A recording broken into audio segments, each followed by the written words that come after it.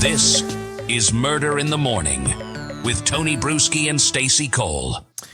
You have a habit of adding things to witnesses' answers. And when you do that, this is the judge in the trial of Lori Vallow Daybell saying this. When you do that, it's a form of testifying.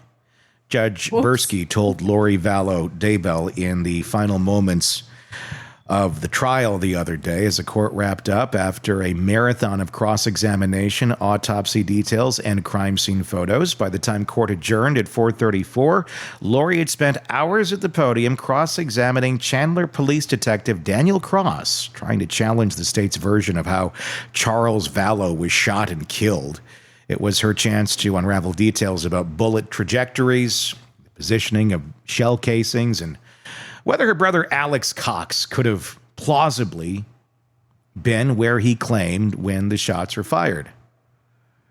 Coons held firm.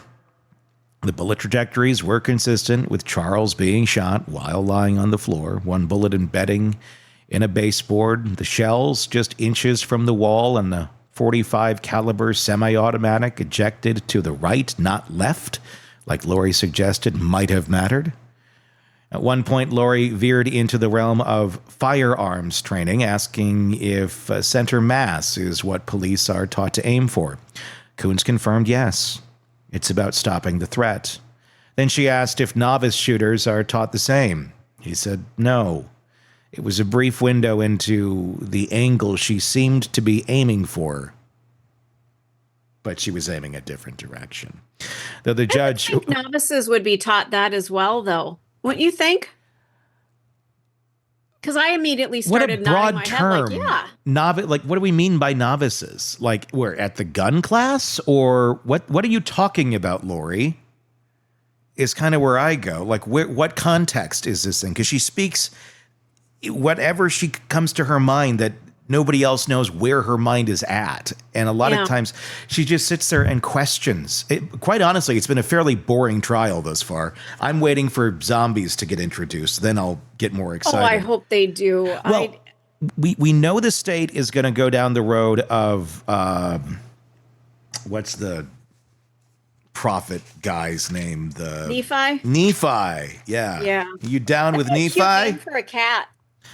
Be interesting because they're going to go down that road, and because in the opening arguments they went down that road, that it was this weird religious, diabolical thing. So it's going to get introduced, and I wonder how triggering that's going to be for Lori. Like, is she going to be able to resist? Because so far, at least as of this recording, she hasn't gone down the religious path, and she's kept it pretty straight to questions, even though her line of questioning makes little to no sense. Yeah. I'm waiting. I'm wondering, because I think we're going to get there, especially when the state goes up and does cross on some of these witnesses. She'll have a chance to come back and do more. And I just wonder how much she's going to try and go into what these people's belief system is and use it as a platform to talk about her craziness, or as she calls it, religion. Because she's already said in an interview just the other day that she views that her path in life is now to help these women behind bars and preach to them and, kind of show them the way. So it's like Lori's starting a cult behind bars. That's frightening to me. She's working on it. She is working on it. She really is, judging by that interview. The judge regularly reminded her to keep her own commentary out of the questioning. Photos of the home were admitted, over 100 of them. Exterior shots, the front door, a Reebok hat on the floor, blood pooling around Charles' body, a bat nearby, projectiles and baseboards, bullet casings marked with yellow place cards. And in one particularly dramatic moment, a chunk of flooring was presented in court. It had been cut out to preserve a mark that investigators said was made by a bullet passing through Charles' body. Lori objected to some of the photos being admitted, but was mostly overruled. The judge said the images helped the jury visualize the scene. She used some of the same photos in her cross, trying to push back on Coons' conclusions, asking if divots in walls or trajectories could have occurred differently. If maybe the shooter wasn't where Combs said. He stood his ground. Earlier in the day, Chandler Fire Captain Kent Keller testified about Charles' condition when the medics arrived. Lividity and skin modeling were always setting in at this point. His pupils were fixed, no electrical activity in the heart. CPR was initiated but quickly deemed futile. According to Keller, there was no indication anyone had attempted life-saving efforts before the fire crew arrived. The position of Charles' body, the small pool of blood, and the condition of his skin all suggested death had occurred sometime before. Lori pressed Keller hard on the science of lividity and modeling. Could it happen in just a few minutes? Would medication change how the body looked? She floated the idea that maybe CPR had been done, just not effectively. Keller and another paramedic named Cowden said they saw no signs of it. In fact, they testified that effective CPR would have caused more bleeding. Blood would have been forced out by the compressions. There just wasn't any aside from the pooling underneath. At one point, Cowden described performing CPR while another EMT prepared the heart monitor. He said Charles was found with a baseball bat and ball cap nearby, but no one else was in the room. The house was otherwise empty, aside from officers clearing it. His account was backed up by Keller, who described the scene as calm, with the main objective being to assess, perform CPR, and confirm the lack of vital signs. The other day, Lori tried to walk the line between playing defense attorney and defendant. She questioned procedure, timing, blood patterns, CPR protocols, scene diagrams, what sort of Lunchables everybody has. Just random shit. It wasn't the Lunchables. Felt very random. But we could have gone there. But the judge frequently reminded her about courtroom boundaries. When she asked whether someone had spoken to the media, the judge called for a sidebar. When she objected to Coons' expert testimony, the judge ruled against her but gave her space to cross-examine thoroughly. As court neared the end, a small issue arose. Subpoenas had been sent by the defense to detectives, but without contact info. The judge told Lori to have her investigator handle it. Also, she was reminded to flag any photo exhibits she needed by the following morning. So it's going well. It's going there great. There were so many sidebars. Like, I feel like this is kind of, I don't know, they're teaching her law while she's in court on trial. And I'm just waiting for this moment when she's going to take the stand. I mean, I feel like we are at the point where she's going to be sitting on the stand. She's going to run out and face, allegedly, herself, ask the question, then run back into this and sit down and answer the question. I know that's not how it's going to go. They're going to have her present questions beforehand. But I feel like the craziness of that is exactly how it's going to feel. If she testifies, and that's an if. I almost think she has to. Don't you? Yes and no, because if she testifies, it opens up the road to every bad act. It opens up the court to talk about JJ and Tylee. Right. It opens up the door to everything in the previous trial and her convictions. And if you're Lori Vallow Daybell, you don't want that out there. So you got to find a way to handle this. And I don't know that there is a way. I don't know that there's any path to do that because everything is just too intertwined. And I think she's going to screw up beforehand anyhow. I think it'll be brought up even before she takes the stand. I think she'll somehow introduce it in some way, shape, or form. And then it'll be able to be discussed.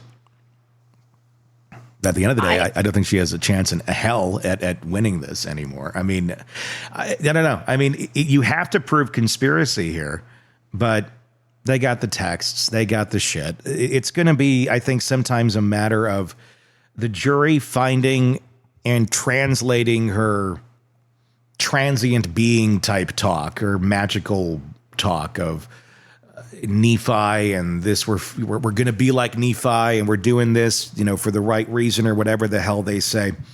Because they never, I mean, as far as I'm aware, like say, let's kill the kids. It's more like this is, it's the mission of God to whatever, and however they word it, that's not saying kill the kids, but essentially means we're going to kill the kids. They have to go into the afterlife or kill Charles because he's Ned, because he's been taken over by the demon Ned. That's all going to get in there, and it's going to show just how crazy she is. Because she will, if she does take the stand, all that's going to be up for questioning. Oh, it would have to be. And it would have to be.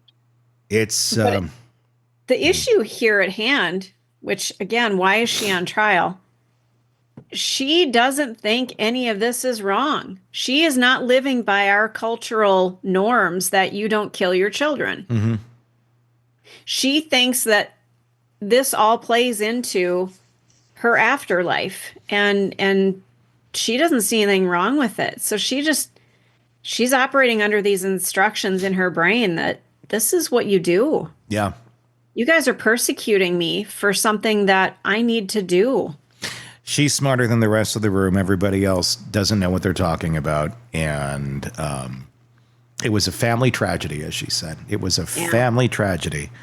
It was that Colby can testify, because I was talking about this earlier with Bob about, well, who can testify? Who was there in that house? Because, Alex is dead. Charles is dead. Tylee is dead. JJ, I don't know if JJ was even there. I don't think he was. He's dead. All you have is Colby, and he wasn't there. But he did communicate regularly with Tylee. So I would think he could probably testify. It may be hearsay. I don't know how you... I was just going to say, isn't that hearsay, though? Yeah, but it's the only record you have of someone saying that there was no physical issues between Tylee and Charles, because they're going to try and argue that they were having these disagreements and this and that. Well, prove it. Prove that there were these disagreements, because there's probably more evidence to prove the other. Yeah. That there weren't these disagreements, that there weren't these fights, that he had no capability of chasing her down with a bat. That there's no way he would ever do that. Look at some of what has come out with the body cam stuff of him telling the police what a danger she is. Right. And how they're like, okay, well, we'll note that. And then he's dead. That to me has always been a real stick in the side of this case that I don't think got the scrutiny that it deserved. The horrible police work in this. Or if it wasn't horrible police work, I don't know what else it was, because they walked away so many times from valid complaints about her. And then people are raising warning signs that there's something wrong here. And then all they do is go, and then they go and talk to her, and she's like, no, they're at a movie, and this is how it's going. Okay, you doing good? Okay, you have a good day, ma'am. Is that all it takes? Somebody says that the kids are missing. The grandparents are calling and saying the kids are missing. We don't know where they're at. And all it takes is mom to just say, they're somewhere else. Okay, that's your answer? That's all she has to say? You don't have to prove it? Eventually she did, but it's because it took forever to get there. I was shocked by that. How is this just the accepted answer that, I didn't even know that was a thing. If someone came and said, if my child was missing and they came to me and I'm just hunky dory and where's the kid? Oh, they're at a movie with a friend. Okay. You answered the question. It's good. But the grandparents have been trying to reach them forever. Oh, well, They're kids. They don't want to talk to their grandparents. I think she did a job on those police officers. And when you watch some of that interrogation, I know it's trying to be spun another way that, this is a really thorough investigation. This could have been prevented. But Tony, she looked very normal. She did, but the evidence didn't back up anything. Flip-flops. Yeah, if you saw her buying the flip-flops, you wouldn't think that she was a murderer. No, you really wouldn't. But when your kids are missing and the grandparents are begging and they should have verified the damn story. Right. But they didn't. And they didn't really do a whole lot of follow-up with Charles either. So, it does seem like the ball was dropped here quite a bit. Now, granted, they're dealing with a next-level crazy, well beyond, I think, probably anything they've ever dealt with in the past. So I do give them that. But at the same point, look, I mean, this is what law enforcement is for. It's to kind of catch people doing bad acts while they're in them, because they're not always going to be obvious and out there in the open. And yet enough people raising the red flag going, something's wrong here. I don't know. Goes back to the whole see something, say something. They said something. They said a lot. They did anything. They said a lot and nothing was done. Now, could it be that literally their hands were tied because of the way that you have to, proceed with some of these things, and there are certain steps? Maybe. Some of it, probably. I don't think all of it. I think there's many areas where, had people done a little thorougher of a job, I think that less people would be dead. Maybe those kids, if they would have looked at this murder, because this happened before the kids. Yeah. So, yeah, there's a lot there. There's a lot more in the trial. Of course, we're going to keep watching it for you, and we'll bring you some clips here at the end of the week of, I guess, the greatest hits. They're all a lot of duds so far. They're kind of like, it's interesting to watch her, but nothing insane has happened yet. But I think there's a good chance that could change very quickly. Craving non-stop true crime updates? Press subscribe now and get the latest cases, analysis, and expert commentary delivered straight to your feed. Only from the Hidden Killers podcast and True Crime Today.